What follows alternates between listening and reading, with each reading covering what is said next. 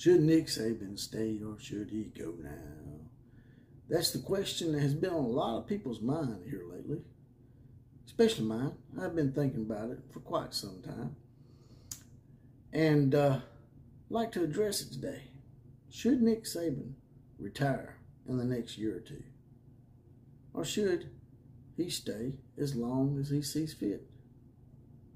Let's talk about it.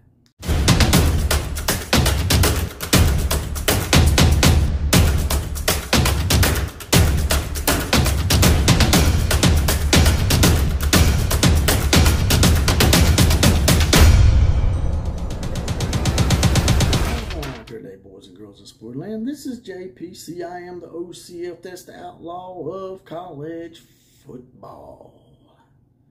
And today, class, I want to jump in here real quick and talk about something that's been percolating off and on for the last 2 or 3 years, and that is Nick Saban. When will he retire? When should he retire? Me personally, I think he should retire in the next year or two. And people's like, well, why would you say that? Why wouldn't you want to just ride this out and, win as many national championships as you can under Nick Saban? That's fine and dandy. That's why I said another year or two. And I think Nick should go. Because, first of all, he's getting pretty much up in age. Second of all, why would you want to wait until it started falling apart? And you remember him like, you remember Bobby Bowden, going out at 7-6, 6-6.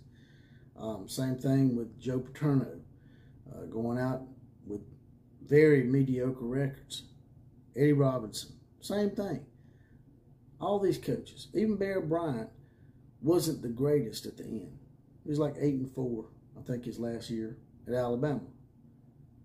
So my argument is, why wait until it starts going downhill, Nick? Why don't you just go ahead and retire on top? If you don't win the national championship in the next 2 years, but you make the playoffs, that's still a pretty good legacy to leave behind. And if you win a national championship, that's even better. That's kudos. That's even more. That's bonus. So my argument on that is that why wait until it starts falling apart to retire? And another argument I have in all this is something a little more personal, a little more political. And it's only that way because Nick's made it as such. You see, I'm very appreciative of what Nick has done for the University of Alabama, or University of Alabama. My mother worked there for 37 years, so that university literally clothed and fed me. I lived for this university. So I know something about loyalty to this university. I was an Alabama fan and a supporter of the University of Alabama long before Nick Saban decided to come on board. Also, there's this contempt that Nick Saban seems to have for the fans and their intelligence. 2 examples that come to mind are the fact that when he was asked about the NIL, Nick said, and I quote, we don't pay players at Alabama. Now, Nick, let's go ahead and deal with the real, man. The curtain's been pulled back a long time ago. Everybody knows that these powerhouse programs have been paying players under the table probably since the 1920s. So that's one thing. Another thing is how you used to bitch and whine about the fans staying the full 60 minutes. How you supposed to play for 60 minutes. Well, if that's true, Nick, then why, when Alabama's up by 42 points with 10 minutes left to go, it seems like you pull back the horses and you don't try to score? And I know the etiquette is that you're not supposed to run a score up, but if you want the fans to stay 60 minutes, if you want someone to stay in the stands for 60 minutes in sweltering heat in the middle of September in Alabama with their 65-year-old grandmother, if you want us to stay for a full 60 minutes, well, then you need to coach for 60 minutes. We're not going to stay in the stands if you're up 42-0 with 10 minutes left to go, and we know you don't plan to score again. That's you not coaching 60 minutes or telling the players to play 60 minutes. I know you're not supposed to run the score up, but hey, it's the other team's job to stop us, right?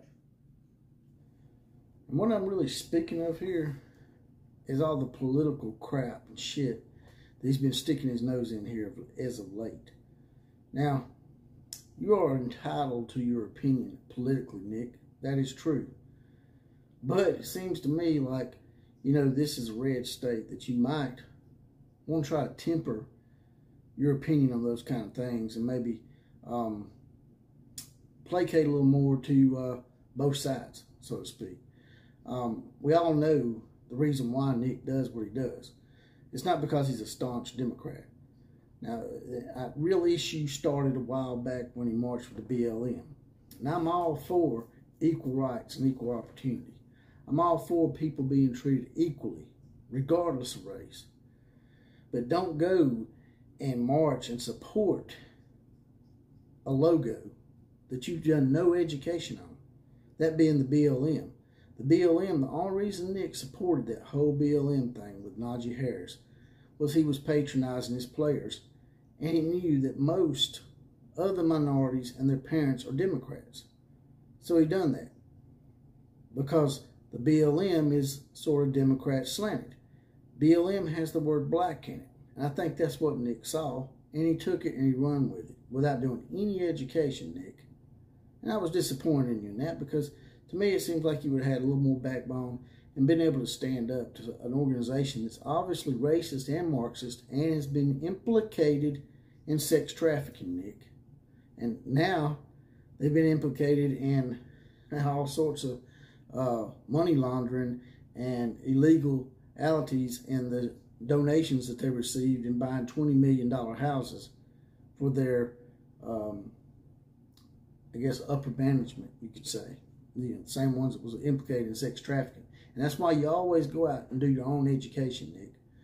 You don't try to placate, you don't try to patronize just to keep your recruiting intact.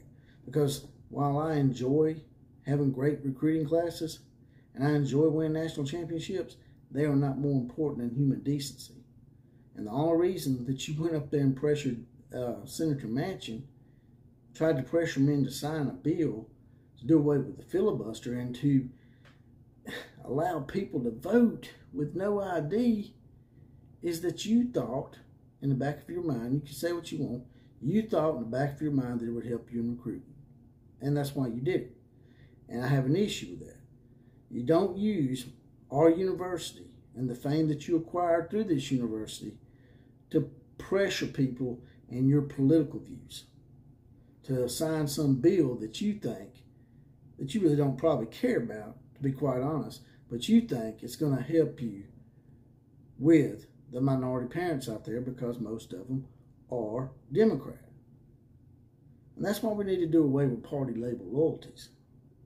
And it's sort of off the subject here, but I'm not Democrat or Republican.